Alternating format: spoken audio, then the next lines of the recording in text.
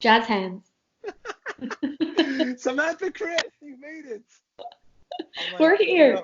we spent some time together. I haven't spent any more time than with anyone other than you virtually.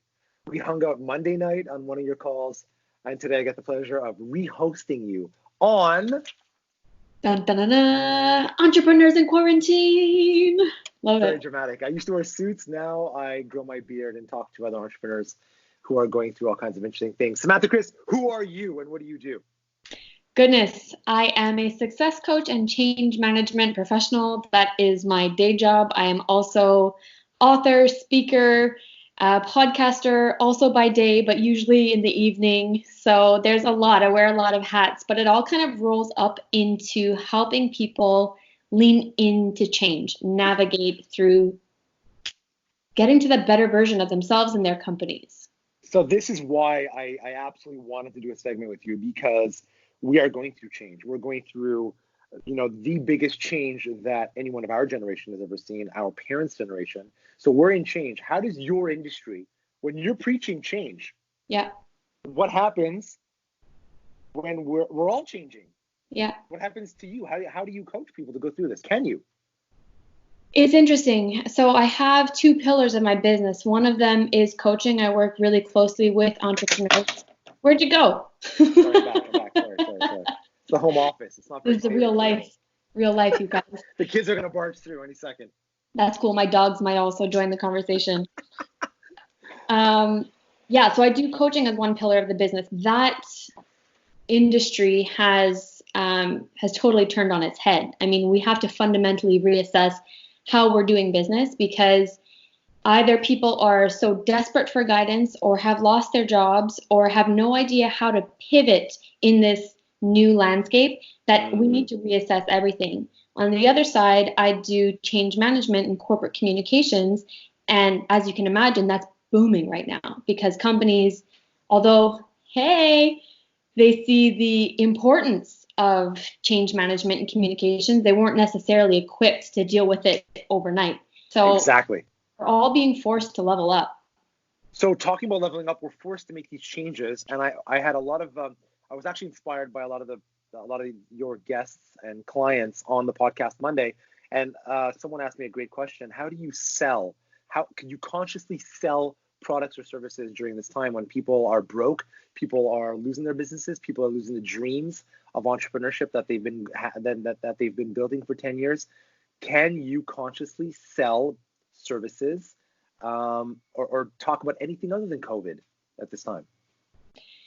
It's really tricky. We have to be really sensitive about it. I think that not everyone needs to cease selling right now. I think what we need to get crystal clear on is the value that we deliver. And if we can say with wholehearted conviction that what we are bringing to market in a time of crisis will provide value, we can't stop selling. Business needs to go on, life needs to go on. People need to feel like there's some sense of normalcy.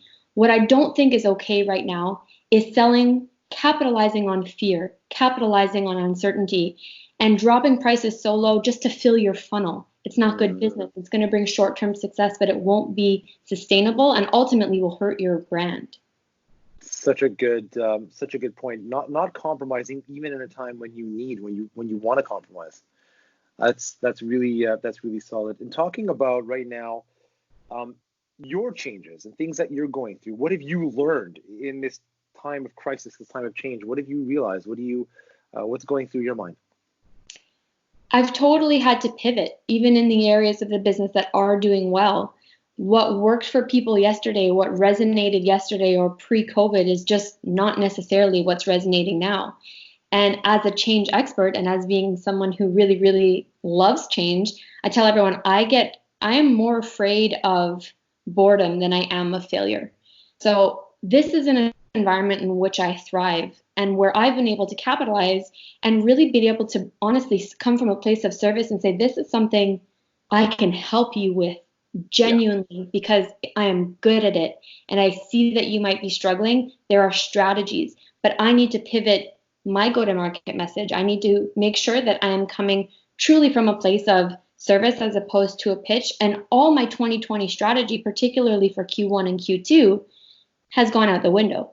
Doesn't mean that I can't pick it back up, but I need to recognize that things are changing, people's priorities are changing, and I need to speak to their pain points and be honest in saying, again, it goes back to value. If I cannot add value right now, I have to step away from the sale. It's not worth it.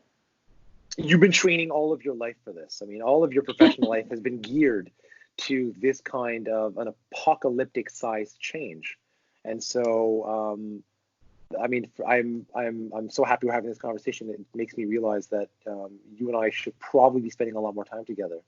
And so I'm seeing a lot of entrepreneurs on social media who are literally doing the full pivot because they have to, because their B2B business is dead, because the only way they think they can survive is B2C. What would be your message to entrepreneurs who are pivoting out of fear of losing everything? Is this the time now to make a change, or do we wait until some of the dust settles before making fundamental changes to our business and our lives? Ooh, juicy question. In short, now is the time, in my opinion, to make changes. To elaborate a little bit, it is not the time to make fear-based changes. It is not the time to be short-sighted and to look for band-aid solutions. It's the time to think long-term and ask yourself, what will my audience need next? When this blows over, which it inevitably will they need, and how can I start putting the building blocks in place today so I can have a foundation and structure for them when that time comes? So double down on content, get crystal clear on your message. This is the time to redefine it. If you feel that it's outdated, you feel you're going through some growth, show that to your people, share that with your community, let them in, give them a peek behind the curtain, because this is the time to build trust so that when we do start to rebuild, you're going to be top of mind. What is one thing that you've learned in this crisis? Either that self-realization or human nature. What's one thing that kind of resonates with you that you're appalled by, or that you're just really, just pleasantly surprised about? I think like anyone else, I have these little moments of self-doubt and am I really on the right track and am I doing the right thing?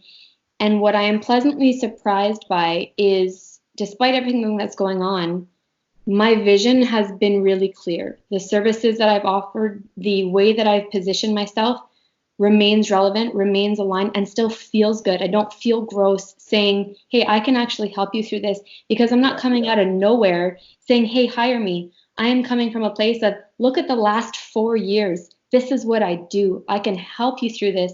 And I've actually felt really good about that. It's amazing. No doubt whatsoever. Samantha, Kris, how will life change forever once we're through with this? That's so big. How will life change forever? I can't speak on a global scale, but for me, it has reminded me to check in with those who matter. It has reminded me to recenter on the things that matter. And I have realized that there's a lot of things I place my energy on. There's a lot of time that I spend on things that genuinely don't matter. They're not worth my headspace. They're not worth the time and money that I was giving to them. They don't have a direct impact on my business or on my well-being. And I've been able to cut through the clutter during this time. And I hope to hang on to that sense of clarity moving forward, because it's been a really interesting silver lining.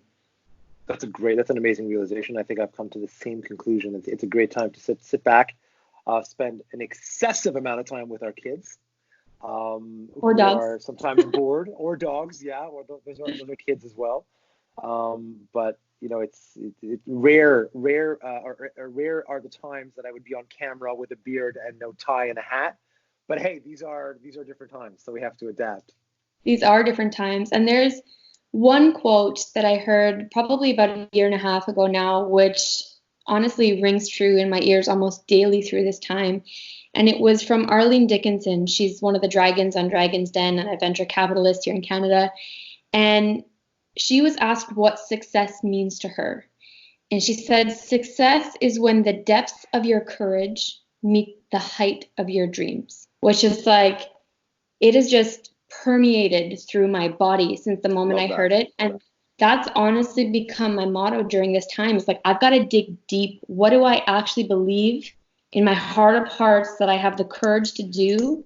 And what is that vision? And let's start bridging the gap, because now is the time to do it. Now is the time to double down on value, to get really, really clear again and just deliver.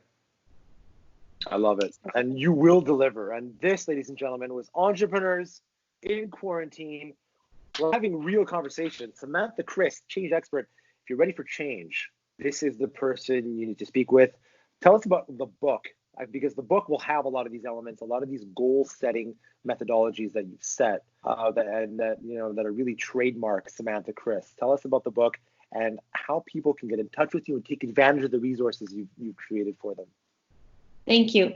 The book is Bossing Up. It is available in all major retailers, online as well. So during this time of quarantine, hit up Amazon. That's probably going to be your best bet. It is a book about creating opportunities for success, both for yourself and your others in life and in business. So as Jamie mentioned, really focused on goal setting. It's where I introduced my proprietary method called the Real Goal Methodology, which was also further elaborated in my TED Talk called Setting Goals That Matter, if you want to look that up. And it's about setting goals that resonate, that empower you, that are actionable and lucrative. And in a time where lucrative, we need to get creative. We need to think outside the box. It can't just be monetary gains. It's a really effective tool. So you can find all the information on my website, samanthakris.com. All the links are there. My social handles are there. So don't be shy. Reach out. I'd be happy to help. That was awesome. Samantha, Kris, you're looking great for someone in quarantine. I got to say, hang in there. Thank you so much for taking time. And I can't wait to touch base with you when this is all over. Thank you for having me and for getting me out of Sasquatch mode, because this is not my look. This is not it. Have a great day. Thanks for being with me.